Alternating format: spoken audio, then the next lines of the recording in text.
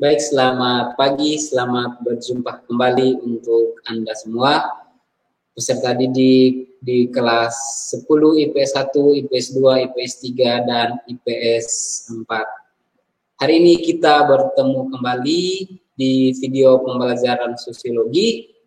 Di hari ini, sebelum kita masuk ke video pembelajaran hari ini, kompetensi dasar 3.2, Pak mau mengingatkan kembali Anda dengan materi sebelumnya di kompetensi dasar 3.1, yang mana kita ada membahas beberapa materi yang di dalamnya ada pengertian sosiologi, ciri-ciri sosiologi, sejarah perkembangan sosiologi, tokoh-tokoh perintis sosiologi, objek kajian sosiologi, hubungan sosiologi dengan ilmu lain, cabang-cabang sosiologi, dan manfaat sosiologi. Di video pembelajaran hari ini, di video pembelajaran ketiga, kita akan membahas kompetensi dasar 3.2, yaitu mengenali dan mengidentifikasi realitas individu, kelompok, dan hubungan sosial di masyarakat. Itu kompetensi dasar 3.2. 4.2, mengolah realitas individu, kelompok, dan hubungan sosial sehingga mandiri dalam memposisikan diri dalam pergaulan di masyarakat. Itu tentang kompetensi dasarnya. Tujuan pembelajaran kita pada hari ini ada 4 poin. Yang pertama, Anda dapat menjelaskan konsep dasar sosiologi. Yang kedua, Anda dapat menyebutkan unsur-unsur dalam masyarakat. Yang ketiga, Anda dapat menjelaskan penyebab manusia melakukan interaksi. Yang keempat, Anda dapat menjelaskan tentang nilai sosiologi di dalam kehidupan bermasyarakat. Itu adalah tujuan pembelajaran kita pada hari ini. Materi kita di kompetensi dasar 3.2, bab 2 berbicara tentang individu, kelompok, dan hubungan sosial. Yang pertama, kita akan bicara tentang konsep dasar sosiologi.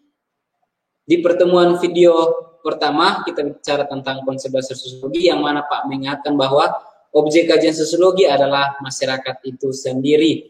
Dan dalam masyarakat pasti ada yang namanya individu. Di dalam individu tersebut akan membentuk yang namanya keluarga. Pengertian keluarga adalah hubungan di dalamnya yang terdiri dari ayah, ibu, dan anak-anak. Itu adalah keluarga. Unit terkecil yang terdiri dari ayah, ibu, dan anak-anak. Termasuk juga anak adopsi, itu juga termasuk dalam keluarga. Jadi konsep dasar ada individu, ada keluarga, akan membentuk yang namanya masyarakat. Dalam masyarakat ada individu, ada keluarga. Terus selanjutnya ada yang namanya nilai dan norma. Dalam masyarakat pasti ada nilai dan norma. Nilai adalah sesuatu yang dianggap baik dan berharga oleh sebagian masyarakat. Sedangkan norma berbicara tentang aturan. Jadi ada individu, ada keluarga, ada masyarakat, ada nilai dan norma. Selanjutnya pasti ada yang namanya interaksi. Interaksi adalah hubungan timbal balik antara individu dengan individu, atau individu dengan kelompok, atau kelompok dengan kelompok, atau kelompok dengan individu. Itu yang dinamakan interaksi. Jadi ada individu, ada keluarga, ada masyarakat, ada nilai dan norma, ada yang namanya interaksi sosial atau hubungan timbal balik tadi. Yang berikut ada yang namanya proses sosialisasi. Proses sosialisasi adalah proses bagaimana kita dapat belajar tentang nilai dan norma yang berlaku dalam kehidupan bermasyarakat. Jadi dalam masyarakat ada yang namanya sosialisasi untuk bagaimana Anda dan kita semua bisa belajar tentang nilai dan norma yang berlaku dalam masyarakat itu seperti apa. Selanjutnya dalam masyarakat pasti ada yang namanya perubahan sosial. Perubahan sosial adalah perubahan yang terjadi hanya bisa saja pada satu lembaga-lembaga sosial atau perubahan yang terjadi hanya pada hubungan sosial, atau perubahan terjadi pada struktur dan fungsi dalam kehidupan bermasyarakat, atau perubahan terjadi pada sebuah kebudayaan material dan immaterial. Itu tentang perubahan sosial, konsep dasar sosiologi. Yang berikutnya, perilaku menyimpang. Ada individu, ada keluarga, ada masyarakat, ada nilai dan norma, ada interaksi, ada proses sosial, ada perubahan sosial, dan tidak dipungkiri bahwa dalam kehidupan bermasyarakat akan terjadi yang namanya perilaku menyimpang. Perilaku menyimpang adalah perilaku yang bertentangan dengan nilai dan norma yang berlaku dalam kehidupan bermasyarakat. Jadi semua yang menyimpang dari kehidupan yang semestinya terjadi dalam kehidupan masyarakat itu dikatakan dalam perilaku menyimpang. Contoh ketika lampu merah. Lampu merah, Anda harus sebagai orang yang taat kepada aturan, Anda harus berdiri. Tetapi ketika lampu merah Anda melewati, berarti itu yang dinamakan perilaku menyimpang. Dan ketika ada perilaku menyimpang dalam kehidupan bermasyarakat, dibutuhkan yang namanya pengendalian sosial.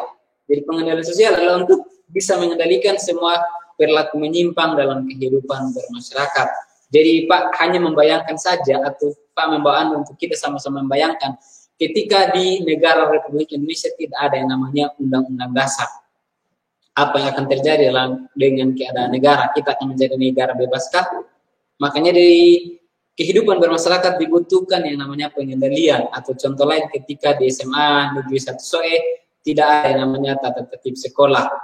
Dalam bentuk pakaiannya, dalam bentuk rambut.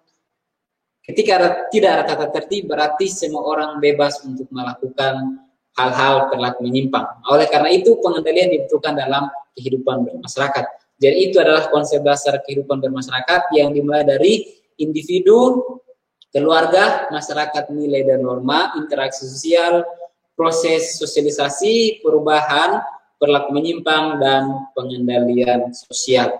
Itu konsep dasar sosiologi. Materi kita selanjutnya kita akan bicara tentang masyarakat. Pak sudah selalu mengingatkan bahwa objek kajian sosiologi adalah masyarakat. Lab orang sosial adalah kehidupan bermasyarakat. Masyarakat pengertiannya adalah sebagai himpunan orang-orang yang terikat oleh kerjasama dan cita-cita dalam satu wilayah dengan berdasarkan pada norma sosial tertentu. Dalam kehidupan bermasyarakat juga ada 4 unsur yang membentuk sebuah masyarakat. Yang pertama ada yang namanya individu. Dari individu Pak sudah menjelaskan bahwa subjek yang menentukan segala sesuatu yang ada di dalam masyarakat. Yang kedua ada yang namanya kerjasama dan cita-cita. Setiap masyarakat pasti memiliki perasaan cita-cita yang sama sebagai satu kesatuan sosial. Di negara Indonesia, cita-cita kita bersama itu tertuang dalam Bhinneka Tunggal Ika dan juga Undang-Undang Dasar Negara Republik Indonesia tahun 1945. Itu cita-cita dan kerjasama kita semua bangsa Indonesia tertuang dalam 2 yang tadi Pak sudah sebutkan. Yang ketiga, unsur yang ketiga ada yang namanya wilayah. Pada dasarnya masyarakat yang mendiami wilayah dalam lingkup besar maupun lingkup kecil sebagai wadah untuk masyarakat melakukan semua kegiatan. Jadi dalam masyarakat ketika ada individu, ada kerjasama, pasti ada yang namanya wilayah untuk kita melakukan segala aktivitas kita. Yang terakhir ada yang namanya sistem norma. Jadi norma berfungsi sebagai pedoman dalam sistem tata kelakuan dan hubungan warga masyarakat. Jadi tanpa ini 4 unsur dalam kehidupan bermasyarakat, maka tidak ada yang namanya masyarakat. Jadi unsur masyarakat harus mengandung 4. Yang pertama ada individu, yang kedua ada kerjasama, yang ketiga wilayah, dan yang keempat ada sistem dan sistem norma. Itu materi kita. Materi kita selanjutnya kita akan bicara tentang nilai sosial dalam masyarakat. Yang pertama kita akan bicara tentang pengertian nilai sosial. Tadi Pak sudah di awal sudah mengatakan bahwa nilai adalah segala sesuatu yang dianggap baik dan benar oleh sebagian masyarakat, atau dengan kata lain, nilai adalah angan-angan yang diinginkan bagi sebagian masyarakat. Angan-angan ini merupakan perilaku ideal dalam masyarakat. Pak di sini mencontohkan ketika uang 10.000 memiliki nilai yang sangat berarti dalam kehidupan bermasyarakat. Semoga Anda bisa melihat uang 10.000 ini. Ketika uang 10.000 ini Pak kucak, dan meskipun Pak buang di selokan atau got, tetap nilainya 10.000 dan orang bisa mengambil atau memungutnya.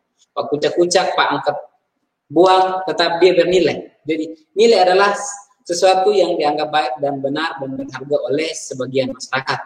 Atau ketika Anda bersekolah di SMA Negeri 1 Soe selama 3 tahun, Anda hanya mencari yang namanya ijazah. Ijazah merupakan sesuatu yang sangat bernilai dan berharga untuk Anda. Itu pengertian nilai yang berlaku dalam kehidupan bermasyarakat. Yang berikut kita akan bicara tadi poin pertama tentang pengertian nilai sosial, yang kedua tentang macam-macam nilai sosial dibagi menjadi 3. Yang pertama nilai vital. Nilai vital adalah nilai yang muncul karena kegunaannya. Misalkan HP Android Anda atau gadget Anda atau laptop Anda atau PC atau komputer Anda. Dia bernilai ketika memiliki guna. Seperti sekarang ini HP Android Anda atau gadget Anda memiliki guna yang sangat luar biasa. Ketika Pak kita melakukan pembelajaran live streaming, Anda hanya berada di rumah dan menatap sebuah layar yang ada di depan Anda. Jadi itu adalah merupakan salah satu contoh nilai vital yang muncul karena kegunaannya. Kegunaan dari sebuah HP adalah Anda bisa mencari materi, mengikuti pelajaran, atau bisa chatting dengan siapapun dia. Itu tentang nilai vital. Nilai yang kedua adalah nilai spiritual.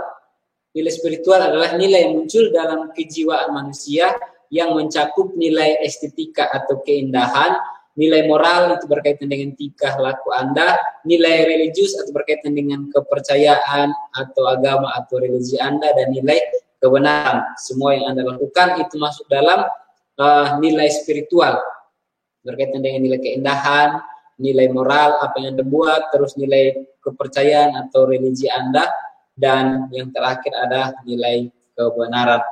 Nilai yang ketiga adalah nilai material.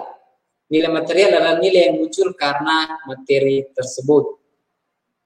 Bapak kasih contoh, ketika Anda melihat emas, emas sangat berharga untuk kita. Ketika semakin gramnya semakin tinggi, maka jumlah angka atau harganya pun semakin meningkat dalam kehidupan bermasyarakat.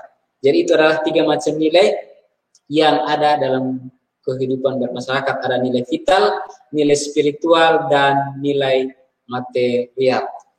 Sekian materi singkat yang Pak sampaikan. Pak masih minta dengan hormat, Anda yang belum menyelesaikan tugas Anda, Pak masih buka kesempatan untuk Anda mengerjakan tugasnya di e-learning. Ada beberapa nomor, silahkan Anda masuk dan Anda kerja. Kalau nilai Anda kurang puas, Anda boleh lewat grup kelas untuk memberitahukan untuk Pak bisa reset dan Anda kerja ulang.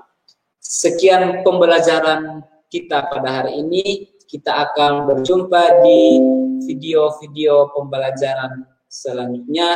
Terima kasih, selamat pagi dan selamat beraktivitas.